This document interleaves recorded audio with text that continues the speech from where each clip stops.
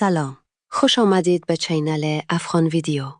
امروز با داستانی شگفت‌انگیز و تکان دهنده از قدرت ایمان و معجزه کلام الهی همراه شما هستیم. داستانی که قلب‌ها را بیدار می‌کند و یادآور می‌شود که هیچ قدرتی بالاتر از قدرت پروردگار نیست. در روزگاری نه چندان دور، در میان مردمان حکایتی جاری بود از مردی که قلبش در تاریکی نفاق غرق شده بود و زنی که روحش با نور ایمان روشن.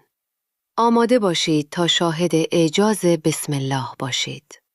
مردی بود که در ظاهر با مردم همراهی می کرد، اما در باطن ایمان در قلبش ریشه ندوانده بود. او همسری داشت مؤمنه و پاکدامن که هر کارش را با ذکر مقدس بسم الله الرحمن الرحیم آغاز می کرد. این ذکر آرامش بخش روح زن بود، اما برای مرد منافق همچون خاری در چشم و صدایی آزاردهنده در گوش. روزی مرد برای به چالش کشیدن ایمان همسرش و رسوا کردن او نقشه شوم در سر پروراند. انگشتری گرانبها را به زن سپرد و از او خواست که از آن مراقبت کند. زن با توکل بر خدا و ذکر بسم الله انگشتر را در صندوقچه‌ای نهاد، اما در دل شب مرد منافق انگشتر را دزدید و آن را به اعماق چاهی تاریک و بی انتها انداخت. او گمان می کرد که با این کار همسرش را دروغگو و بیکفایت جلوه خواهد داد. چند روز بعد مرد با غرور و اطمینان از پیروزی نقشش از زن خواست که انگشتر را بیاورد. زن که از نیت شوم همسرش بیخبر بود، با آرامش و توکل همیشگی به سمت صندوقچه رفت. مرد با نگاهی تمسخرآمیز منتظر لحظه رسوایی همسرش بود.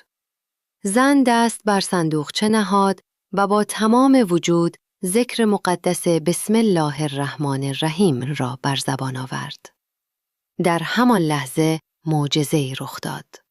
فرشته‌ای از جانب پروردگار انگشتر را از اعماق چاه بازگرداند و در دستان زن قرار داد. مرد با دیدن این صحنه از شدت وحشت و شرم میخکوب شد.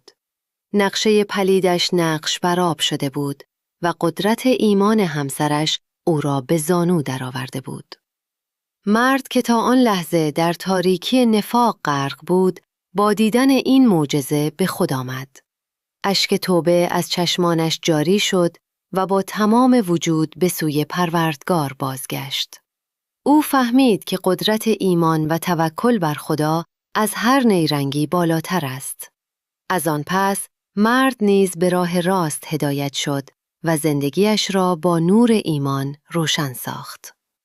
این داستان تنها یکی از هزاران حکایت است که قدرت بیکران بسم الله و عظمت ایمان را به ما یادآوری می‌کند. ایمان چراغ راهی است در تاریکی‌ها و پناهگاهی است در سختی‌ها. امیدواریم از تماشای این ویدیو لذت برده باشید و این داستان تلنگری باشد برای قلب‌هایمان. فراموش نکنید که برای دیدن داستان‌ها و ویدیوهای الهام بخش بیشتر، چینل افغان ویدیو را سابسکرایب کنید. این ویدیو را لایک کنید و با دوستان خود به اشتراک بگذارید.